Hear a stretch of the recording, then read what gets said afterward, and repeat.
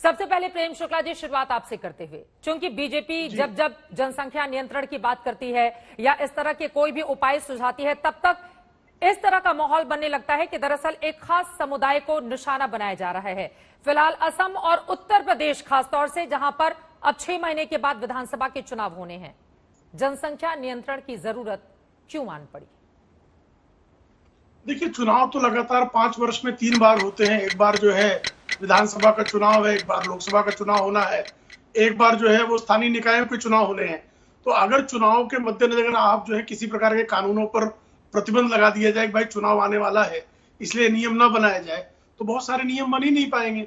जब उत्तर प्रदेश में fertility rate बहुत जबरदस्त, आप जानते हैं 2.74 फर्टिलिटी रेट उत्तर प्रदेश में है।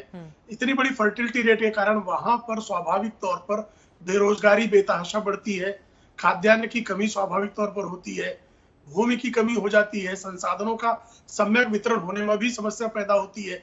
ऐसे में जनसंख्या नियंत्रण उसका एक उत्तम उपाय है। और जनसंख्या नियंत्रण की, जैसे आप ही ने बताया, पंडित जवाहरलाल नेहरू से लेकर अब तक विविध उपाय किए गए हैं।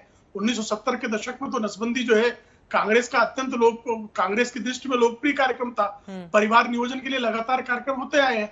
बहुत सारे राज्यों में जनसंख्या नियंत्रण को लेकर जो है अलग अलग कानून है। स्थानीय निकायों में आप 2 से अधिक जिसके बच्चे हों वो चुनाव लड़ने के लिए अपात्र हो जाते हैं।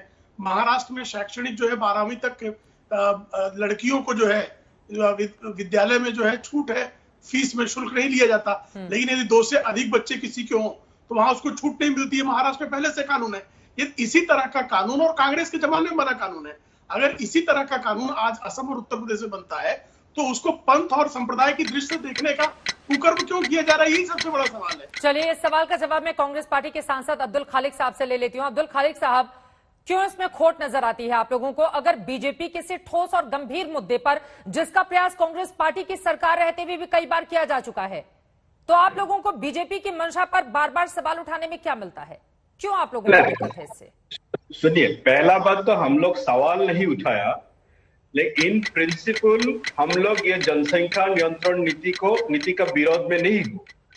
लेकिन जनसंख्या नियंत्रण नीति का पहले जो करना है, जो मुस्लिम डोमिनेटेड एरिया है, उस एरिया में शिक्षा को बढ़ाना है, उस एरिया में हेल्थ फैसिलिटी को बढ़ाना है और इकोनॉमिक डेवलपमेंट करना है।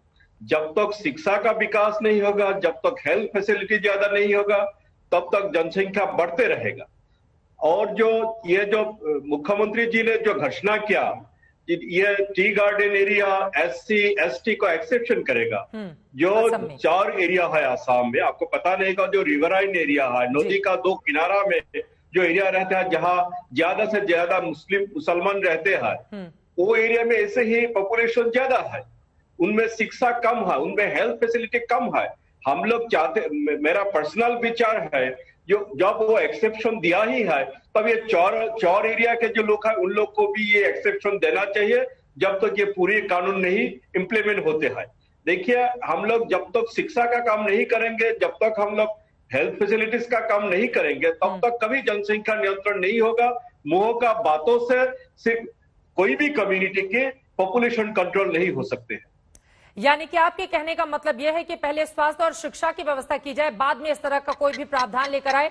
लेकिन बीजेपी का तो तर्क ही यही है ना कि दरअसल शिक्षा हो, स्वास्थ्य हो या अन्य सुविधाएं, आप जितनी भी तेजी से तमाम योजनाओं को आप इंप्लीमेंट कीजिए, जनसंख्या इतनी तेज गति से बढ़ती है कि वो तमाम योजनाएं जहां से शुरू होती हैं वहीं पर धरी की धरी रह जाती हैं। इसी सवाल के साथ अनुराग भदौरिया जी, सीधे आपका रुख करते हुए, अब बीजेपी कुछ लेकर आ रही है तो आपको इसमें चुनाव नजर आ रहा है। अरे, अगर कुछ अच्छा काम अगर आपकी विरोधी पार्टी की ओर से किया जाता है तो दिल खोलकर उसका स्वागत भी तो करना सीखिए अनुराग भदौरिया। जनसंख्या की समस्या नहीं है उत्तर प्रदेश के लिए, लेकिन अच्छा काम तो 4.5 साल पहले शुरू होना चाहिए था।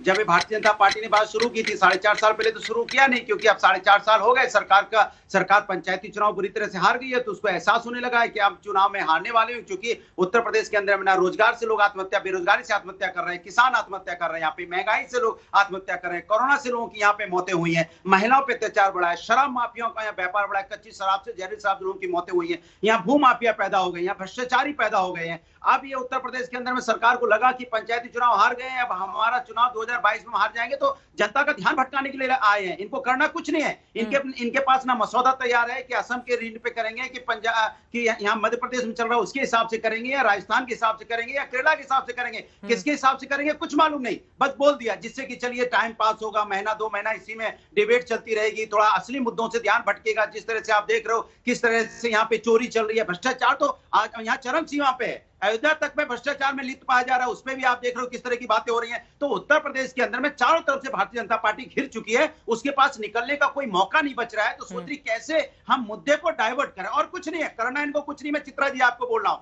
करना होता तो 4 साल पहले इन्होंने ये मुहिम शुरू कर दी होती, हो जाता। करना नहीं है, लेकिन सिर्फ मुद्दा बनाना है, माहौल बनाना है, और कुछ नहीं करना है। क्योंकि चुनाव आ गया ना 2022 में, चुनाव तो इनके लिए ये वो होता ना कि चलो सत्ता पाना है, जनता की चिंता नहीं है। जनता की चिंता होती तो अब तक तो किसानों की समस्या का समाधान कर दिया होता। जनता की चिंता होती तो महंगाई पे भी चर्चा करते।